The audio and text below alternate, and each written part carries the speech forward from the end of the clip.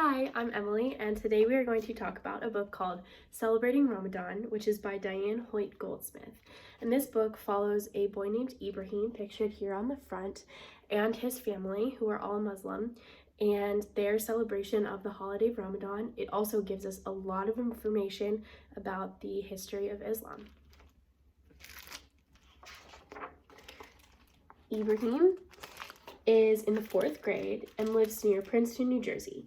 Like 5 billion other Americans, Ibrahim is a Muslim. He and his family follow the way of life and religion of Islam. Each year they fast for a month during Ramadan, one of Islam's most important celebrations. For more than 1,400 years, people all over the world who follow Islam have been celebrating Ramadan. With the start of Ramadan, Muslims begin a month-long period of fasting. They do not drink or eat anything during the daylight hours.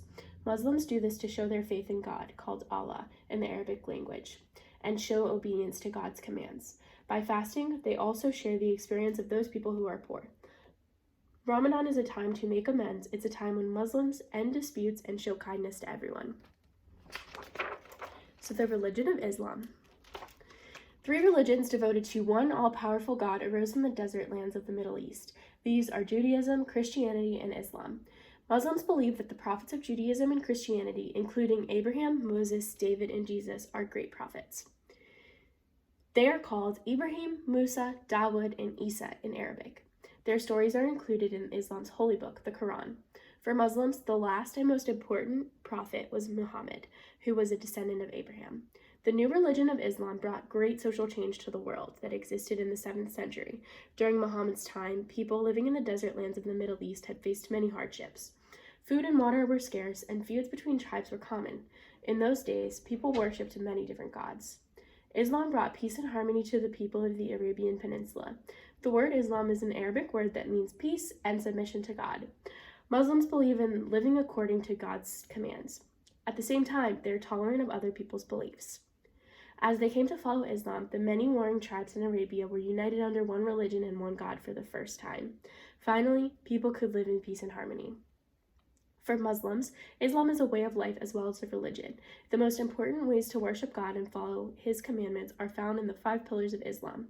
These are the basic requirements each Muslim must follow. They ensure that Islam is a part of every believer's daily routine. Those 5 pillars of Islam are declaration of belief, prayer, fasting, poor's due, and pilgrimage. We also here have a little picture of Ibrahim's family and a description of their family history. We go through the book in these next few pages, getting a little background about Islam, about the Quran, which is the holy book, about praying to Allah, and then we go into Ramadan itself and follow Ibrahim and his family. During the month of Ramadan, Ibrahim gets up long before daylight. He has a good breakfast because he won't be able to eat again until after sunset. This early morning meal is called the sahur. Although Muslims are not required to fast until they are adults, parents encourage their children to try fasting. Fasting is hard. It's difficult to remember not to eat or drink anything during the day, especially when it's hot outside and when children have been playing hard. Ibrahim, however, has been keeping the Ramadan fast since he was 6 years old. Ibrahim and his brother Ishmael attend an Islamic school located in the small building behind the masjid. Students from kindergarten through high school fill the classrooms. Ibrahim's mother and his aunts are teachers at his school. The students at Ibrahim's school learn math, reading, English, social studies, and science. They also learn to read and write in Arabic and study Islam. Muslim communities are building schools because they want their children to learn to read and understand the Quran and to learn about Islam and Muslim history. Muslim schools also make it easier for children to keep up the daily prayers, perform the fast, and follow other traditions in the Muslim way of life. And here, during recess, students play basketball or soccer in the parking lot behind the masjid. There they are playing. As the book goes on, we keep getting a little information about Ibrahim and his family celebrating Ramadan, and more information about Islam in general.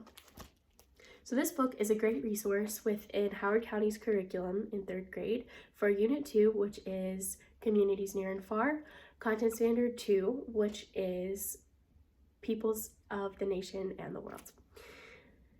So this book fits that content standard specifically because it's a nonfiction resource that students can use to compare cultures and understand how they meet their needs, their food, their clothes, their practices, all of that. It's also a really important resource to help students understand how to respect all types of people. This is important because this could be a really important resource for a student who might not be familiar with Islam. This is very informative and follows a student who might be their age.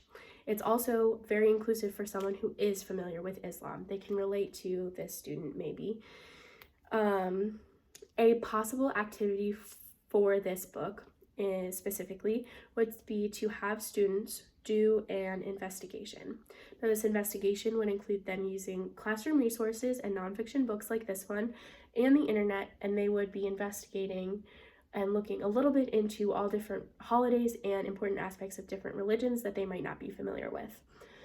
Within this, they would narrow it down and choose one holiday or important aspect of a religion, and that would be the one that they would give a sort of presentation of their choice on. This can be a presentation with a PowerPoint, this can be a poster, this can be a picture, this can be an essay, anything that they can demonstrate their knowledge. And what we're looking for here is that the students can understand the culture of this religion and where it came from, a little bit of history, and how the people that follow this religion meet their needs, as stated in the Howard County curriculum. So that is a little bit about Ibrahim and his family and Islam. Thanks.